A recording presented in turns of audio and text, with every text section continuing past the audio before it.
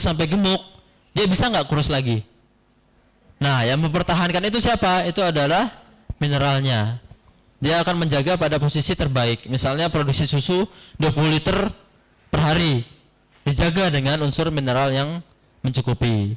Misalnya dengan bobot badan sudah mencapai 200-300 kilo pada sapi, itu minimal dijaga dengan unsur mineralnya. Nah, ini sangat penting ketika produksi makin tinggi. Juga di ternak broiler atau ternak petelur. Ketika produksi telur tinggi, maka kebutuhan mineral juga makin tinggi. Nah, seperti itu. Nah, ini umum ya. Ini memang bagaimana mekanisme kerjanya itu sangat umum. Dari unsur tadi, ini Bapak Ibu juga bisa sekali menjelaskan langsung bahwasanya tadi ada pertama memang unsur asam amino atau protein. Kemudian unsur mineral, kemudian unsur VFA, unsur vitamin. Itu jelas ada, kemudian masuk yang namanya ke dalam tubuh ternak, itu akan dicerna dengan baik oleh ternak itu sendiri. Nah, itu akan melengkapi kadar nutrisinya, dan di situ peran PO Senasa salah satunya berperan. Kemudian juga bisa menambah nafsu makan. Nah, ini mekanismenya. Jika ditanya mengapa mineral bisa menambah nafsu makan, nah ini Bapak Ibu sudah bisa menjelaskan. Yang namanya mineral, dia akan membantu mengaktifkan enzim-enzim. Nah, ini enzim-enzim meningkat, otomatis dia makin mencari. Apa yang dicari adalah pakan dicari sehingga nafsu makan meningkat. Nafsu makan meningkat apabila ditambah dengan kandungan lain dari asam amino tadi, kemudian dari mineral dan unsur yang lainnya, dia diharapkan mampu meningkatkan daya cerna. Tadi kalau Bapak Ibu lihat ya, jadi juga jika Bapak Ibu ditanya mengapa bisa mengurangi bau kotoran pada ternak, itu adalah seperti ini mekanismenya. Ketika kecernaan tinggi, otomatis unsur N-nya juga dicernanya banyak, sehingga yang dikeluarkan itu akan sedikit. Nah, N itu penyebab timbulnya bau atau penyebab timbulnya gas amonia. Amonia terbentuk salah satunya dari unsur N. Nah, ketika N-nya sudah diserap, berarti yang dikeluarkan hanya sedikit. Jadi kendala limbah peternakan yang bau, kemudian kandang-kandang yang bau, itu seharusnya jika sudah menggunakan NASA, itu sudah dikurangi atau bahkan hilang. Kalau bagi peternak itu sudah hilang. Tapi bagi kita, mungkin yang hidupnya di kota atau yang nggak pernah ke kandang, itu merasakan bau yang sedikit itu masih kerasa, masih semerbak. Nah, itu kita. Tapi bagi peternak yang berada di situ setiap hari itu merasa sudah tidak ada baunya atau sudah hilang. Nah, itu mekanismenya seperti ini. Sampai di sini ada pertanyaan? Kita sepertinya, oh ini sudah ya. Nah, ini penting juga saya beritahu bahwasanya ada suatu riset ya. Riset tentang pengaruh pemberian mineral. Nah, ini dari beberapa persentase mineral ternyata dia berpengaruh terhadap ini. Lingkar dada, panjang tubuh dan tinggi tubuh. Nah, ini mineral sama sekali tidak diberikan. Yang bawah diberikan 2,5 gram, 5 gram dan 7,5 gram. Ternyata ada kenaikan pada lingkar dada atau perbedaan pada lingkar dadanya. Itu cukup signifikan karena angka-angka ini jika ada beda itu adalah signifikan. Nah, ini sedikit banyak kita harus tahu tentang apa? Riset, penelitian. Nah, itu ada perbedaan lumayan banyak di lingkar dadanya. Kenapa saya ambil pada lingkar dada? Karena lingkar dadalah yang akan menggambarkan bobot ternak itu.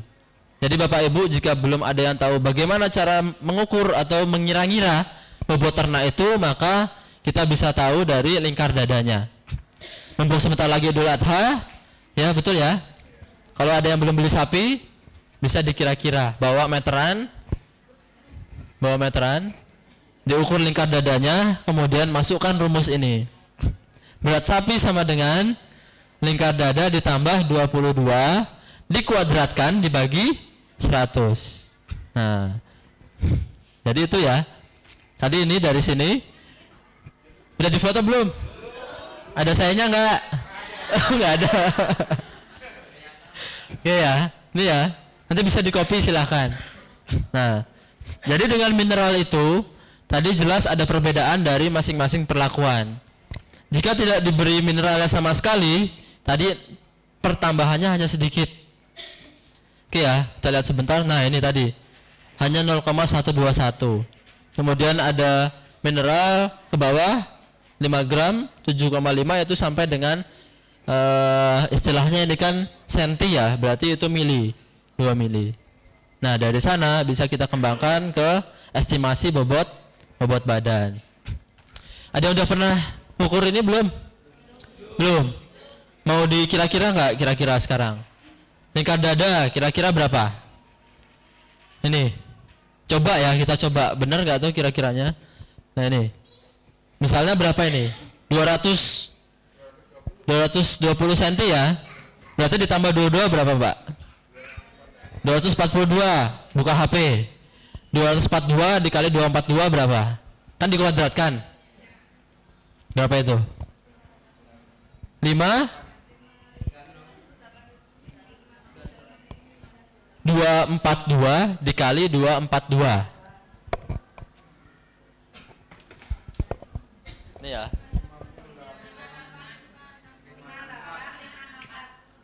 Berapa? 564 dibagi 100. Berarti berapa bobot badannya? 585,64 kilogram. Nah. Gampang susah? Gampang kan? Nah, jadi memang untuk mencapai lingkar dada yang 200 itu juga lumayan perlu banyak waktu. Nah, karena ini kan kira-kira setengah ini kira-kira paling enggak berapa ya? 70 atau 80 cm. Kemudian kan kenapa lingkar? Karena dia juga ditambahkan dengan yang sebelahnya. Nah, kira-kira tadi kalau 80 berarti hanya 160 misalnya. Nah, 160 ditambah 22, 180-an dikuadratkan dibagi 100. Nah, itu Bapak Ibu besok bisa mencoba di masjidnya masing-masing. Oke ya. Nah, jadi seperti itu. Kalau kambing domba gampang ya, kita tinggal ambil timbangan, kita timbang di situ bisa. Tapi kalau sapi sulit sekali untuk menimbangnya. Jadi kita bisa pakai estimasi seperti ini. Nah, ini saya hanya memberikan suatu opsi karena Bapak Ibu besok ke lapangan. Kok pada ketawa ini? Serius, ini serius. Serius ya. Karena yang namanya asam amino NASA pun punya. Dan dari kandungan 4 tadi jelas ya. Tadi yang unggul di protein itu produk apa? Yang mineralnya unggul POC NASA. Sehingga jika mineral unggul dilengkapi dengan protein yang tinggi pula, itu akan menghasilkan suatu zat yang sempurna. Nah, oleh karenanya bisa juga ditambahkan dengan amne. Nah, ini banyak juga peternak yang sudah menggunakan. Nah, jadi saya di sini berdasarkan informasi, bukan kemudian wah ada satu produk ada asam aminonya digatokkan, dicocok logi, bisa atau tidak? Nah, itu tidak. Gitu Pak ya. Jadi ini sudah banyak peternak kita yang melakukan. Jadi caranya, satu botol ini kan 500 ml. Kita ambil 3 kapsul. Terus kemudian kita buka kapsulnya. Kan serbuk. Nah, kita campurkan ke dalam POC NASA. Kemudian dikocok-kocok, itu menjadi larutan induknya. Nah, itu nanti ambil satu tutup, diberikan ke masing-masing kebutuhan ternaknya. Kalau Sunpro hanya 5 tetes. 5 tetes saya sambungkan. Ya, satu botol 3 kapsul ini. 3 kapsul ini. Nah, jadi kemungkinan juga dari segi ekonomis, veterna dengan POC harganya mahalan mana ya? Veterna. Beda jauh nggak Bu? Enggak kan? Ada selisih ya? Nah, selisih itu Bapak Ibu bisa gunakan untuk melengkapinya dengan formulasi sendiri, tambah dengan amna tadi. Sampai dengan menunggu veterna hadir kembali. Nah, ini ya. Ini bisa silahkan. Produksi bagus dan apa tujuan peternakannya juga bagus. Info kemarin ada juga beberapa lokasi langsung memberikan ini. Bahkan ketika ada veteriner mereka juga tetap memberikan ini. Sudah banyak yang menggunakan. Ada Amne, ada Sunpro, keduanya pun ada. Nah ini Bapak Ibu bisa berikan ini opsi di lapangan, silahkan. Kalaupun hanya ingin menggunakan POC NASA itu juga boleh, tidak masalah. Keunggulannya juga sudah lengkap seperti tadi saya bicarakan. Hanya saja jika ingin menyempurnakan silahkan diberikan dari tambahan yang lainnya. Seperti Viterna, peternak kita belum puas, mereka campurkan dengan POC NASA. Ada yang dicampurkan dengan hormonik. Akhirnya menjadi formulasi yang bagus, yang baik. Begitupun dengan POC NASA-nya. Seperti itu? Percaya? Oke. Silakan dibuktikan setelah ini. Nah, jadi boleh. Karena ini pun untuk makhluk hidup semua bisa, jadi ternak pun bisa. Nah, ini standar ya dosis kita. Tadi jika sudah terkumpul jadi satu di botol, silakan diambil 10 mili atau satu tutup botol. Nah, ini dosis untuk ternak besar, ternak ruminansia besar. Sapi, kerbau, kuda. Nah, ini 10 cc atau satu tutup campurkan ke 3 sampai 5 kg biasanya. Komboran ini. Kalau ada yang belum tahu komboran, ada yang belum tahu komboran? Sudah tahu kan? Sudah. Nah, komboran itu campuran pakan basah seperti ini atau pakan basah. Itu dicampur ke 3 kg atau biasanya sekali makan. Kemudian untuk ternak sedang, kalau tadi 10 mili, kalau sedang setengahnya, berarti 5 mili atau 5 cc, setengah tutup. Nah, ini untuk kambing domba. Kambing domba, babi, kelinci setengah tutup, campur ke sama 3 sampai 5 kg pakannya. Jadi yang menyesuaikan itu semuanya adalah ternak itu sendiri. Kita hanya campurkan ke pakannya, ternak makan banyak berarti kita harus berikan yang banyak. Kalau ternak makan sedikit, berarti itu tandanya kita belum memberikan. Karena kalau sudah diberikan, nafsu makan akan membaik, akan banyak makannya. Nah, ini untuk unggas-unggas, untuk ayam, pedaging, petelur nanti 3 hari sekali ya. Ini pedaging dulu, kita berikan campuran ke 10 liter air minum. Dari DOC masuk, dari ayam kecil itu masuk, ayam yang baru menetas itu masuk, sampai dengan panen, itu dosisnya sama. Dosisnya sama, satu tutup diberikan ke 10 liter air minum, yang menyesuaikan kembali ke ternaknya sendiri. Ternak semakin besar, minumnya semakin banyak. Jadi Bapak Ibu tidak perlu repot di usia segini harus berapa ganti-ganti, itu tidak usah karena dosisnya sama. Kemudian ini petelur. Jika sudah memasuki fase petelur, sudah betelur, mulai melakukan produksi telur, itu diberikan 3 hari sekali. Jangan sampai kita berikan 1 hari sekali. Itu resikonya nanti. Pertama memang dari sapi pedaging, kemudian dari laktasi tadi yang sedang bunting, yang sedang menyusui, sedang menghasilkan perah, kemudian ini dari ayam unggas. Nah, nanti boleh di copy silahkan untuk menjadikan referensi Bapak Ibu sekalian dalam memasarkan ataupun menggunakan membuat formulasi pakan itu juga boleh, silahkan. Dan itulah akhir dari slide saya. Nah, ini semoga bermanfaat. Memang materi pada siang hari ini menjawab dari kegelisahan Bapak Ibu mitra distributor semua untuk sementara, karena memang Viterna dan beberapa produk yang lain terkait dengan peternakan sedang dalam proses maintenance atau upgrading sekaligus proses perpanjangan perizinan. Nah, sehingga bukan berarti menyetop kita membantu peternak, karena sudah banyak sekali yang ketergantungan terhadap NASA, Viterna, POC, hormonik, karena tanpa itu bahkan ada yang tidak mau beternak, ada yang tidak mau memproduksi lagi kolam tambaknya, itu juga ada. Di Madura, Pak, di Madura itu satu desa, Pak, itu sudah menggunakan tapro semuanya di daerah tambak udang.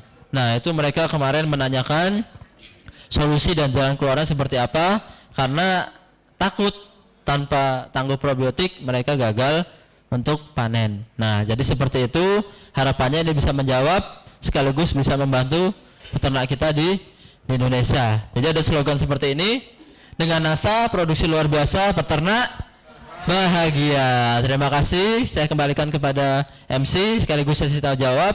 Bila taufiq wal hidayah. Wassalamualaikum warahmatullahi wabarakatuh. Tepuk tangan untuk Pak Dimas. Gimana nih tadi setelah mendengarkan penjelasan dari beliau? Bagaimana Ibu? Apakah sudah menambah informasi? Bagaimana Ibu? Sudah.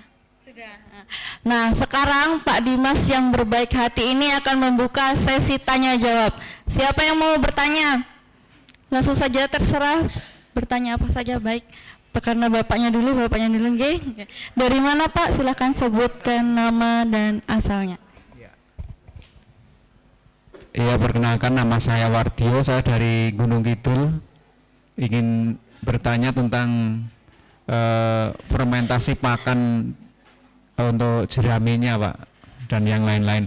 Sehubungan dengan tapronya sekarang tidak bisa dipergunakan kembali karena masih dalam proses. Kalau kita menggunakan POC NASA ini, apakah dalam proses pembuatan pakannya apakah sama dengan kita menggunakan tapro? Kemudian kalau apabila dicampur itu akan nanti dicampur dengan apa Pak?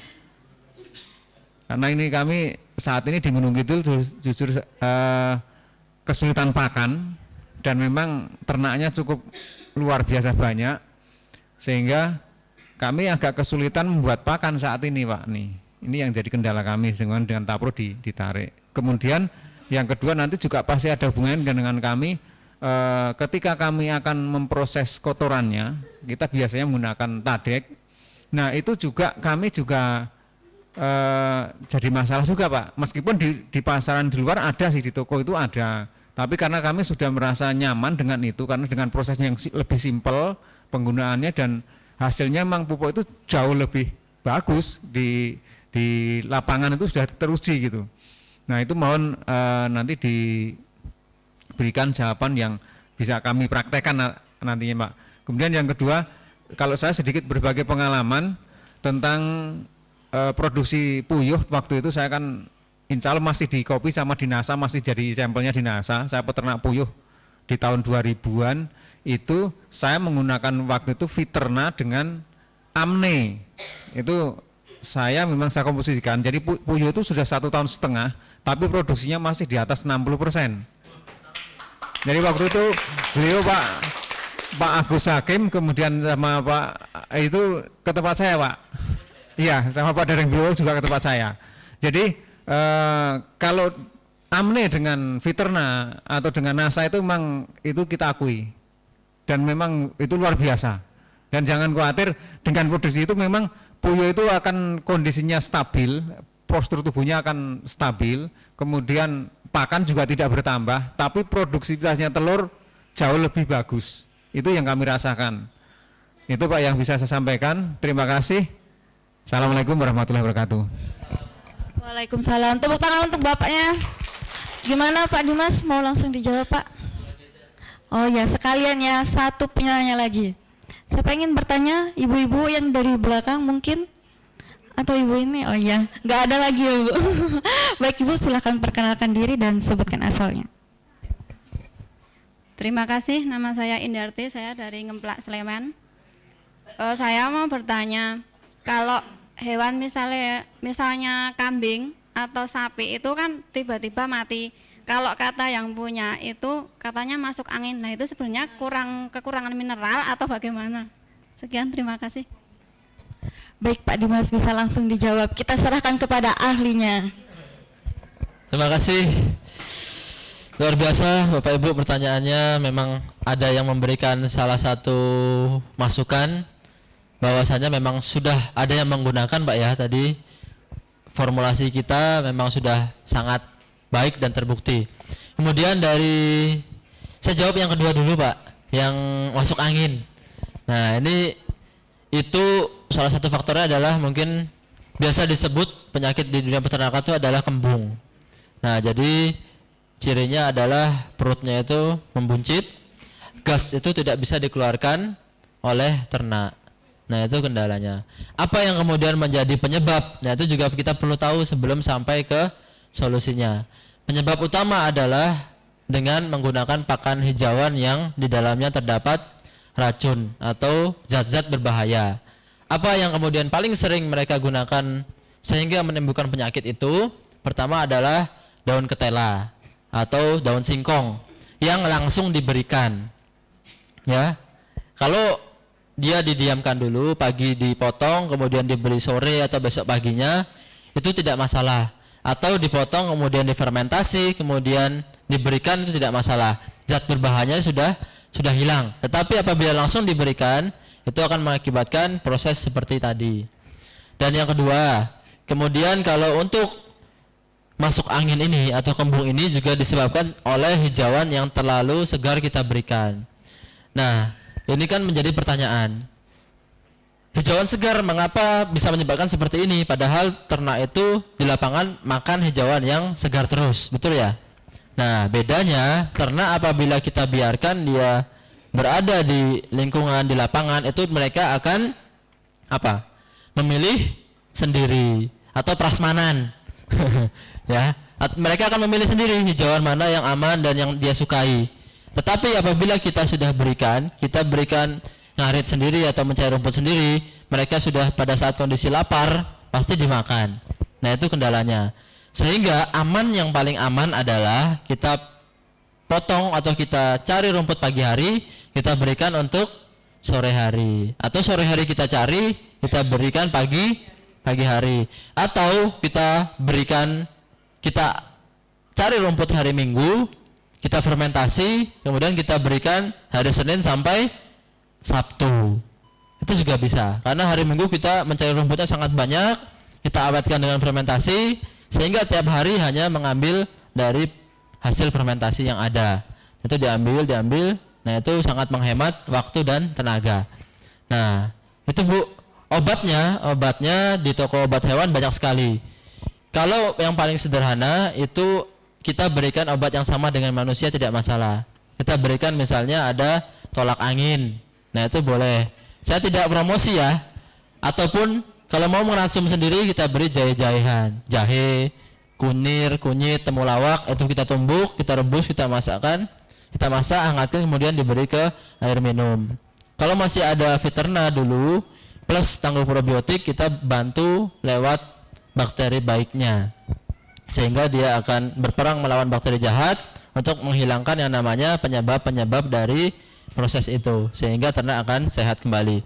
Namun jika udah proses kembung dan sampai dengan dia apa istilahnya bobrok ya, jatuh, nah itu kemungkinan besar penyelamat terakhir adalah sembelih. Betul sekali, pisau Pak. Nah, golok itu, daripada dia tidak ada tanda-tanda sembuh, itu sebaiknya kita habiskan saja.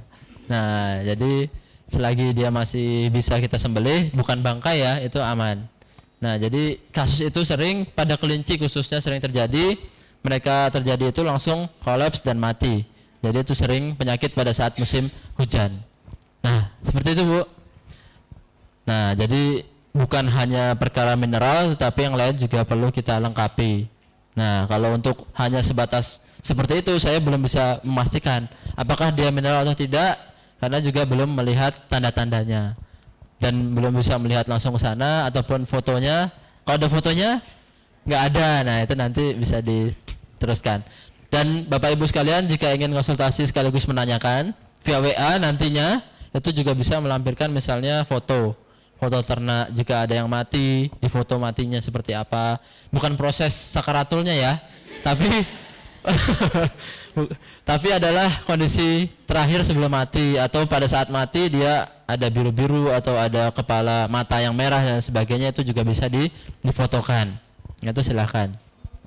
Dan yang kedua, ini sulit Pak saya jawab, karena memang dari NASA itu yang namanya probiotik itu hanya ada di tangguh, baik itu tangguh probiotik maupun tangguh dekomposer, yang dimana di dalamnya itu khusus konsen ke bakteri. Bakteri apa? Bakteri probiotik, bakteri baik. Nah, dari POC itu sebetulnya ada kandungannya, hanya saja kembali tadi hanya sedikit, dan itu mereka kompleks sekali.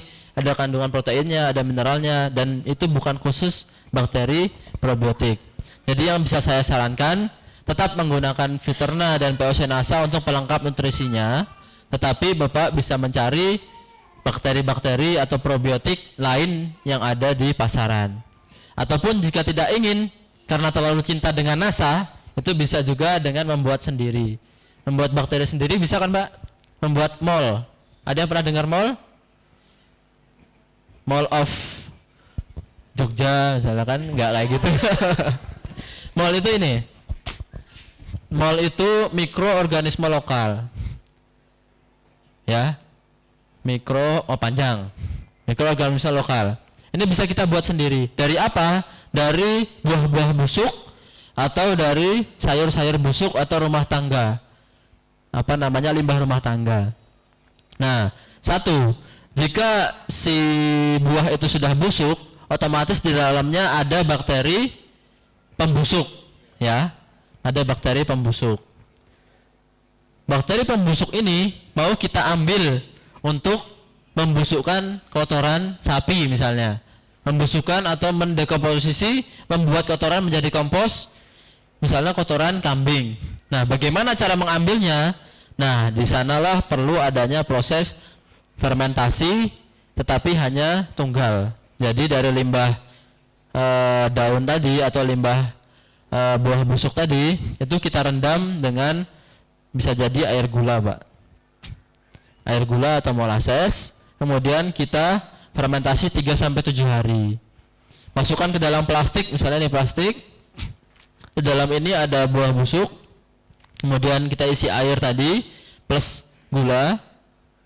Nah, di sini yang sudah membusuk, harapannya bakteri tadi dia akan berada di air ini. Karena yang namanya bakteri membutuhkan nutrisi juga, membutuhkan pakan juga, sehingga dia akan beralih ke air gula. Nah, di buah ini akan dia tinggalkan. Nah, sehingga ketika sudah sekitar 3-7 hari, kita ambil dan kita saring. Kita saring, buahnya ada di atas dan airnya ini kaya akan bakteri pembusuk. Nah, tapi jika buahnya belum busuk, itu sebaiknya jangan dibuat karena masih enak ya. Nah, itu jangan dibuat. Nah, jadi tunggu sampai busuk, karena yang membuat busuk itu adalah bakteri pembusuk. Apapun, limbah-limbah dapur, sayur, kemudian dan sebagainya. Nah, harapannya dari yang membuat busuk kita ambil itu, yaitu bakteri tadi dengan cara seperti ini. Nah, ini bakteri ini bisa digunakan untuk proses fermentasi kotoran. Jadi dalamnya banyak. Hanya saja kelemahannya memang dari sini kita tidak tahu bakteri apa saja yang ada dan tumbuh. Karena kalau di Tapro, di Tadek itu kita sudah melalui proses laboratorium sehingga jelas ada misalnya bakteri-bakteri yang itu spesifikasinya memang pembusuk. Nah, jika seperti ini kita tidak tahu, apabila dia dicampurkan dengan kotoran, dia akan berkompetisi nantinya. Misalnya bakteri di sini adalah bakteri yang tidak baik atau yang lemah. Sebetulnya jelas fungsinya adalah pembusukan, tetapi jika lemah, dia akan kalah dengan bakteri dari kotorannya. Nah, jadi seperti itu. Silakan bisa dibuat sendiri, mungkin dengan percobaan dulu atau dengan sampel yang sedikit, itu tidak apa-apa. Tadi dari buah busuk, buah maja, Pak, kalau ada itu bakterinya bagus. Buah maja itu bagus buat membuat probiotik sendiri. Nah, nanti kalau bisa menemukan yang bagus, bisa dikasih nama sendiri, Pak. Misalnya namanya siapa, Pak? Wardio, saya nanti Tangguh Wardio, gitu. Bagus, Pak.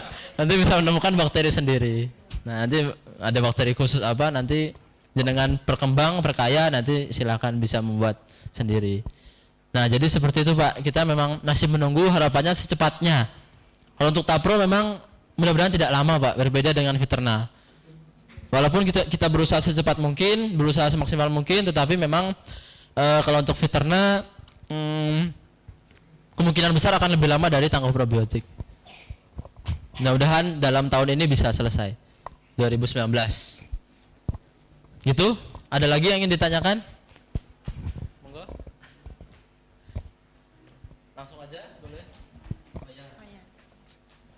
Mumpung nih ya Bu, mumpung ketemu sama ahlinya, kapan lagi? Ya, perkenalkan nama saya Zaida dari Magelang. Mau menanyakan kalau untuk pengganti ton itu apa bisa menggunakan POC NASA? Cukup sekian. Terima kasih sekalian ya. Sebenarnya ton itu akan kami bahas ke depan. Tapi karena ada yang sudah ditanyakan dan udah tidak sabar sepertinya Bapak Ibu sekaligus peternak-peternak ikan atau tambak itu kita bahas.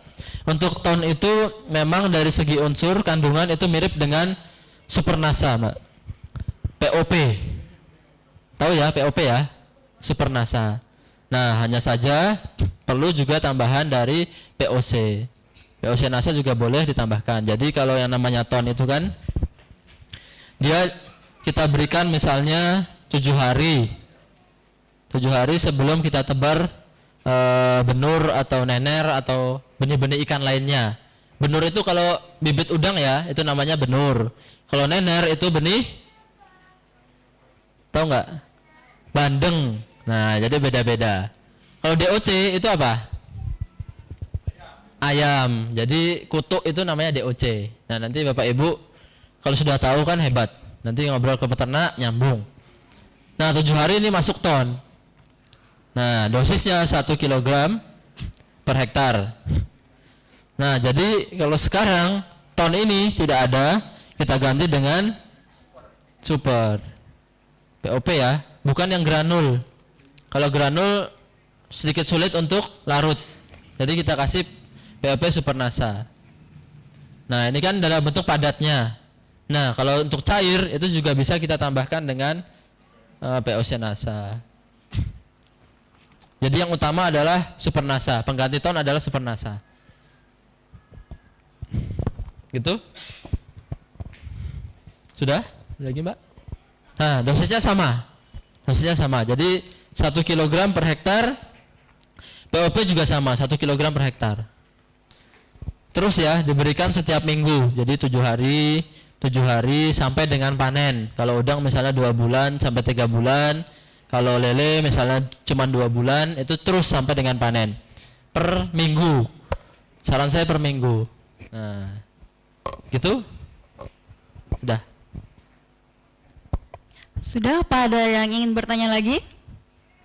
Sudah ya, baiklah. Sebelumnya saya mau tes suara dulu. Semangat pagi. Semangat pagi. NASA luar biasa. Tepuk tangan untuk kita semua. Luar biasa sekali ya materi pada pagi hari ini yang disampaikan oleh Bapak Dimas. Tepuk tangan dulu untuk beliau. Ya. Sangat bermanfaat ilmu-ilmunya yang mana nanti bisa langsung kita terapkan. Apalagi sebentar lagi juga Idul Adha. Nah, nanti bisa diterapkan di masjidnya masing-masing ya. Dan juga tadi juga sudah terjawab kegalauan dari teman-teman semua yang beberapa produk itu lost order. Bisa digantikan dengan apa tadi Ibu? POC rasa, benar sekali. Nah, karena kita sudah ada di penghujung acara, saya yang mewakili meminta maaf yang sebesar-besarnya apabila ada kesalahan selama berlangsungnya acara. Dan saya punya satu quotes untuk menutup pada pagi hari ini, quotes singkat yaitu, apa yang disampaikan dari hati maka akan sampai ke hati. Sekian dari saya. Wassalamualaikum warahmatullahi wabarakatuh. Semangat pagi. Ya, terima kasih.